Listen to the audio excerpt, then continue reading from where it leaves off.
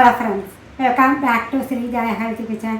இன்றைக்கி நம்ம சேனலில் டீ கடை ஸ்டைலில் பொசு பொசுன்னு மொறுன்னு வாழைக்காய் பஜ்ஜி எப்படி செய்கிறதுன்னு சொல்லி பார்க்கலாமே.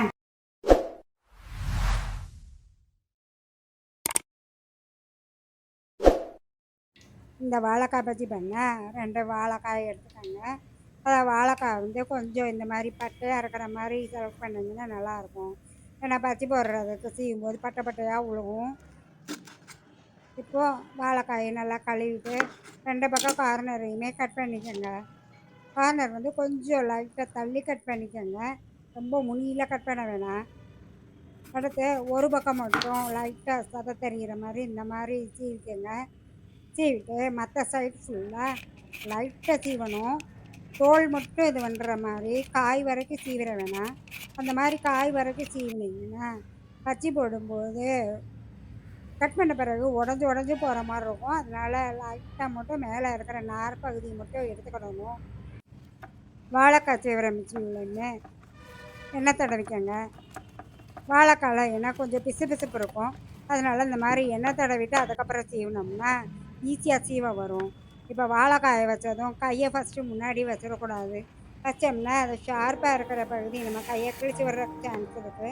அதனால் இந்த மாதிரி கையை மேலே தூக்கி வச்சுட்டு அதுக்கப்புறம் இப்படி சீவுங்க, அமுக்கி சீவுங்க. கரெக்டாக பெர்ஃபெக்டாக நம்மளுக்கு கிடைக்கும். அடுத்து நம்ம ஈஸியாக சீவலாம். அது எண்ணெய் தடவி இருக்கிறதுனால ஸ்லைஸ் டக்குன்னு அதான் உழுகுற மாதிரி இருக்கும்.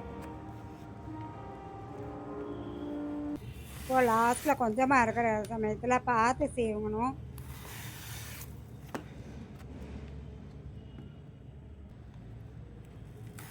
இப்போ வாழைக்காய் ஃபுல்லாக சீவியாச்சு.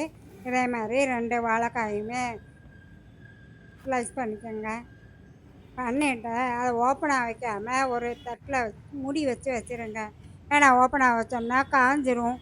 காஞ்சிச்சுன்னா வாழைக்காய் உடஞ்சி போகிறதுக்கு சான்ஸ் இருக்குது. அதனால் மூடி வச்சுக்கோங்க.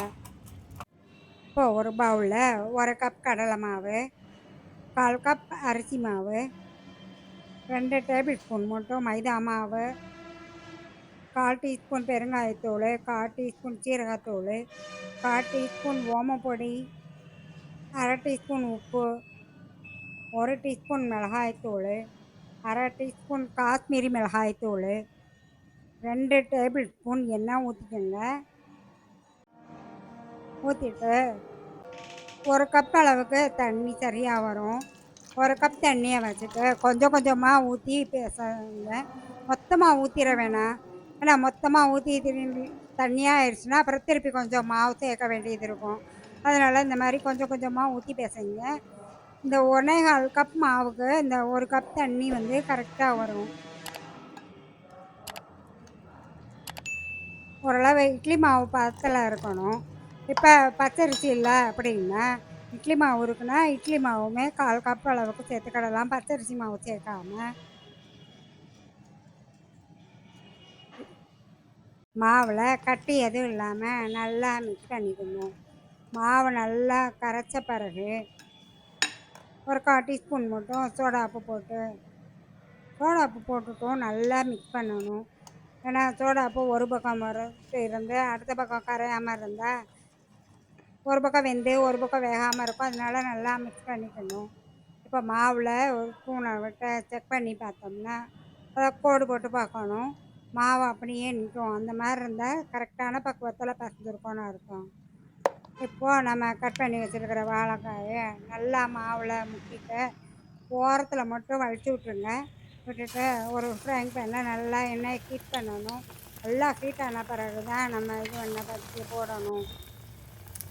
அந்த எண்ணெயில் எத்தனை பஜ்ஜி போட முடியுமோ போடலாம். ஒன்று ஒட்டாமல் வரும். இப்போ நம்ம மாவையெல்லாம் கரெக்டான பக்குவத்தில் பசஞ்சிருக்கோம். அதனால் பஜ்ஜி நல்லா பொசுன்னு எலும்பி வருது பாருங்கள். பஜ்ஜியை மட்டும் அடுத்து திருப்பி விட்டுக்கிட்டே இருக்கணும். ஒரு 2 தடவை திருப்பி விட்டுறணும்.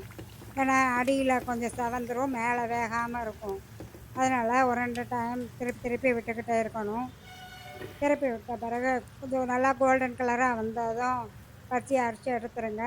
அரிசி எடுத்தாலுமே ஒரு பாத்திரத்தில் டிஷ்யூ பேப்பர் வச்சு பஜ்ஜியை வைக்கணும். அதில் எக்ஸஸாக எண்ணெய் இருந்தாலுமே அதில் வடைஞ்சிடும்.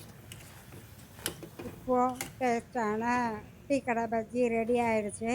இந்த பஜ்ஜி மொறு மொறுப்பாக சாப்பிட்ட சாப்பிட்றதுக்கு அவ்வளோ டேஸ்ட்டாக இருக்கும். நீங்கள் இந்த பஜ்ஜியை வீட்டில் செய்து பாருங்கள். எப்படி இருந்ததுன்னு சொல்லி கமெண்ட்ஸ் பண்ணுங்கள். வீடியோ பிடிச்சிருந்தா மறக்காமல் சப்ஸ்கிரைப் பண்ணுங்கள். தேங்க்யூ.